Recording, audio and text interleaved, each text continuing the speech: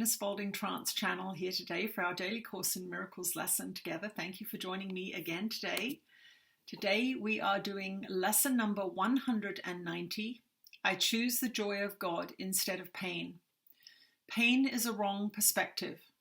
When it is experienced in any form, it is a proof of self-deception. It is not a fact at all. There is no form it will take that will not disappear if seen aright. For pain proclaims God cruel. How could it be real in any form? It witnesses to God the Father's hatred of his Son, the sinfulness he sees in him, and his insane desire for revenge and death. Can such projections be attested to? Can they be anything but wholly false? Pain is but witness to the Son's mistakes in what he thinks he is. It is a dream of fierce retaliation for a crime that could not be committed, for attack on what is wholly unassailable. It is a nightmare of abandonment by an eternal love, which could not leave his Son, whom it created out of love.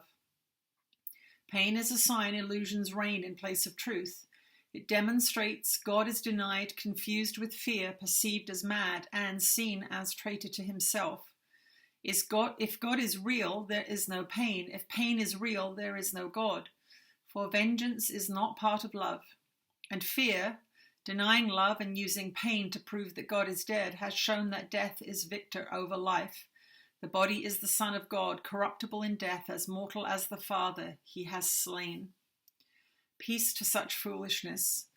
The time has come to laugh at such insane ideas. There is no need to think of them as savage crimes or secret sins with weighty consequence. Who but a madman could conceive of them as cause of anything?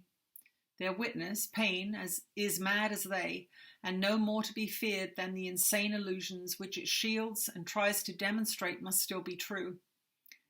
It is your thoughts alone that cause you pain. Nothing external to your mind can hurt or injure you in any way. There is no cause beyond yourself that can reach down and bring oppression.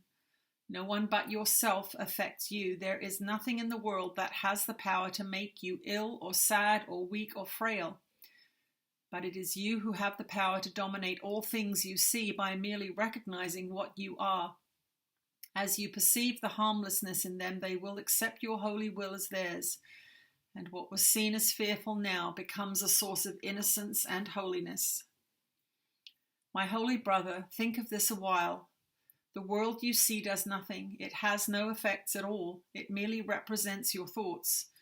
And it will change entirely as you elect to change your mind and choose the joy of God as what you really want. Yourself is radiant in this holy joy, unchanged, unchanging and unchangeable forever and forever. And would you deny a little corner of your mind its own inheritance and keep it as a hospital for pain, a sickly place where living things must come at last to die? The world may seem to cause you pain, and yet the world, as causeless, has no power to cause, and as an effect it cannot make effects. As an illusion it is what you wish. Your idle wishes represent its pains. Your strange desires bring it evil dreams. Your thoughts of death envelop it in fear, while in your kind forgiveness does it live.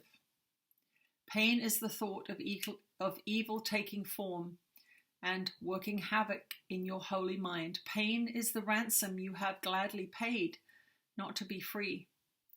In pain is God denied the Son he loves. In pain does fear appear to triumph over love, and time replace eternity in heaven. And the world becomes a cruel and a bitter place where sorrow rules and little joys give way before the onslaught of the savage pain that waits to end all joy in misery. Lay down your arms and come without defense into the quiet place where heaven's peace holds all things still at last. Lay down all thoughts of danger and of fear. Let no attack enter with you. Lay down the cruel sword of judgment that you hold against your throat, and put aside the withering assaults with which you seek to hide your holiness. Here will you understand there is no pain. Here does the joy of God belong to you. This is the day when it is given you to realize the lesson that contains all of salvation's power. It is this: pain is illusion, joy reality. Pain is but sleep, joy is awakening. Pain is deception. Joy alone is truth. And so again, we make the only choice that ever can be made. We choose between illusions and the truth, or pain and joy, or hell and heaven. Let our gratitude unto our teacher fill our hearts as we are free to choose our joy instead of pain, our holiness in place of sin, the peace of God instead of conflict, and the light of heaven for the darkness of the world. And that is our lesson for today. Lesson number 190. I choose the joy of God instead of pain. Let's see what Jesus has to say to us today.